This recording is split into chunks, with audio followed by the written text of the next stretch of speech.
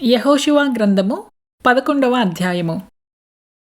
యెహోషువ శేయీరుకు పోవు హాలాకు కొండ మొదలుకొని లెబనాను లోయలో హెర్మోను కొండ దిగువనున్న బయల్గాదు వరకు ఆ దేశమంతటినీ అనగా మన్యమును, దక్షిణ దేశమంతటినీ, గోషేను దేశమంతటినీ, షెఫేలా ప్రదేశమును, మైదానమును, ఇజ్రాయేలు కొండలను, వాటి లోయలను, వాటి రాజులనందరినీ పట్టుకొని వారిని కొట్టి చంపెను.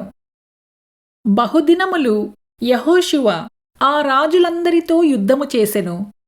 గిబియోను నివాసులైన హివ్వీయులు కాక ఇజ్రాయేలీయులతో సంధి చేసిన పట్టణము మరి ఏదియూ లేదు. ఆ పట్టణములన్నిటినీ వారు యుద్ధములో పట్టుకొనిరి. వారిని నిర్మూలము చేయుడని యెహోవా మోషేకు ఆజ్ఞాపించినట్లు ఇజ్రాయేలీయులు కనికరింపక వారిని నాశనము చేయు నిమిత్తము వారు ఇజ్రాయేలీయులతో యుద్ధము చేయుటకు వచ్చినట్లు యెహోవా వారి హృదయములను కఠినపరచియుండెను.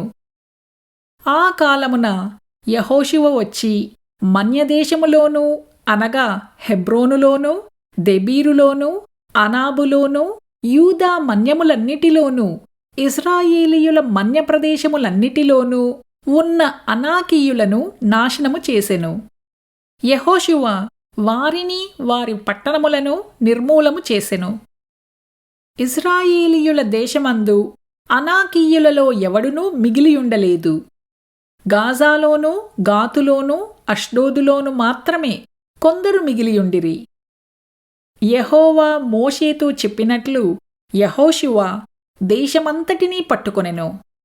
యెహోషువ వారి గోత్రముల చొప్పున ఇజ్రాయేలీయులకు స్వాస్థ్యముగా దానినప్పగించెను.